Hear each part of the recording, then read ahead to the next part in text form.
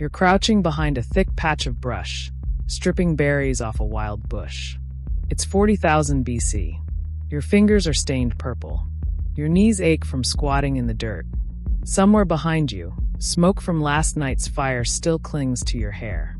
Two other women from your tribe are working a few feet away, and they're whispering, fiercely, in a language that sounds like a mix of sharp clicks and guttural hums. They aren't talking about the weather.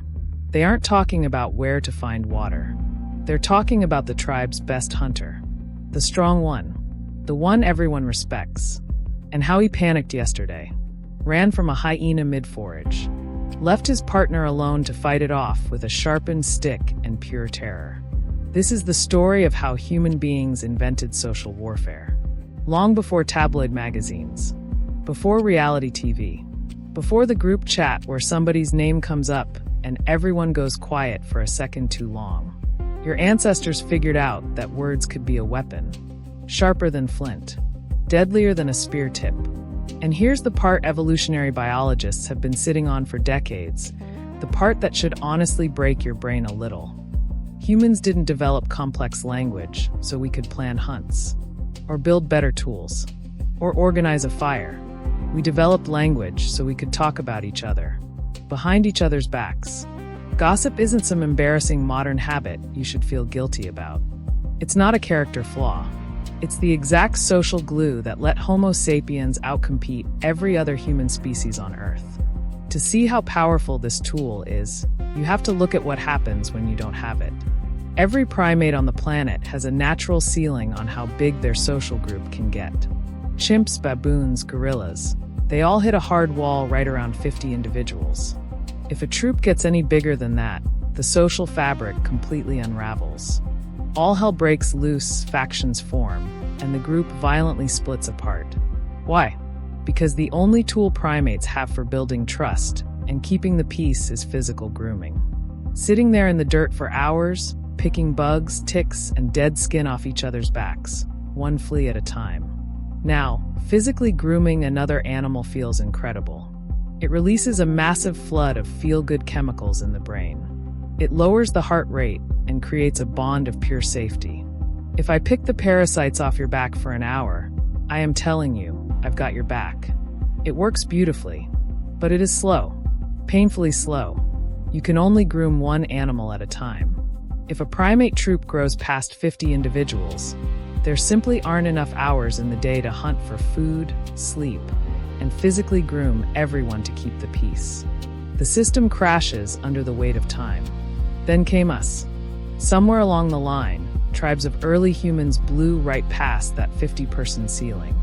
We scaled up to communities of roughly 150 people, living, hunting, and surviving together in massive numbers. Anthropologist Robin Dunbar looked at this gap and asked a deceptively simple question. How did we find the time to keep 150 people from tearing each other apart? If humans relied on physical grooming to build trust like chimps do, we would have to spend 40% of our entire day just picking bugs out of each other's hair. We would have starved to death in a week. His answer became known as the gossip theory of language. And it's one of the most disrespected big ideas in anthropology, because it sounds almost too petty to be true. Dunbar argued that language didn't evolve so we could talk about mammoths or tools. Language evolved to replace physical grooming. Talking became vocal grooming. Instead of physically picking through one person's hair for 20 minutes, you could sit around a fire and update an entire group at once. You could use your voice to groom a dozen people simultaneously while your hands were busy cooking meat or sharpening weapons. Through vocal grooming, we unlocked the ability to build trust in bulk. And what exactly do you talk about when you're vocally grooming? You share vital social data. Who fought well in the last skirmish? Who ran away? Who shared their meat fairly? And who stole a piece when no one was looking? Who is sleeping with whose partner? Who is a liar? And who can't be trusted with a spear near your back when the chaos of a hunt begins? Gossip allowed early humans to do something no other animal on Earth could do. It allowed us to create reputation. You didn't need to personally verify that the hunter 3 caves over was a coward. Someone told you. And that information, that reputation, spread through the group faster than any physical grooming session ever could. This wasn't just petty drama. It was a massive evolutionary superpower. In the brutal world of early humans, survival was a team sport. If your tribe had free riders, thieves, or cowards, the whole group died. Gossip became the ultimate tribal police department. If you behaved selfishly, the whispers started. Your reputation plummeted. And in an ancient tribe, a ruined reputation was a death sentence. It meant you were excluded from the hunt. It meant no one shared food with you during a drought. You were quietly, permanently ostracized, left to face the predators of the dark completely alone. The tribe that gossiped best survived best because they kept their social network clean, honest, and highly cooperative. And this isn't ancient speculation dressed up as science. Modern researchers have clocked how humans spend their conversation time today across corporate offices, dinner tables, and phone calls. And the number is staggering. Somewhere around 65% of all human conversation is social gossip.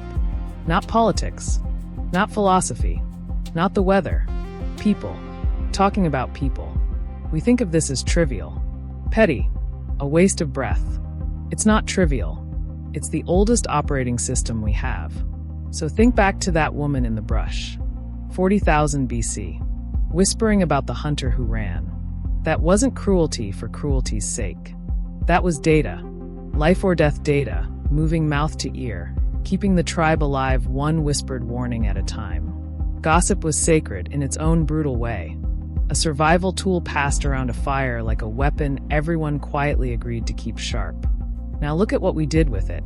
We took the most powerful trust-building technology our species ever built, and we industrialized it. We stripped away the fire, the eye contact, the shared risk of standing next to someone in a hunt. We took away the 150-person village and blew it up to 8 billion people. What's left is a feed. An algorithm that figured out gossip is the most addictive substance the human brain produces, and started serving it to you every 4 seconds. About strangers you'll never meet, whose survival has nothing to do with yours. Ancient gossip protected the tribe. It kept people honest because everyone had skin in the game. Modern gossip doesn't protect anybody. It's a headline about a celebrity divorce. It's a comment section tearing a stranger apart for a bad take. It's engagement, harvested and sold, with none of the intimacy that made the original version work. We didn't lose the instinct. We just lost the fire it used to sit around.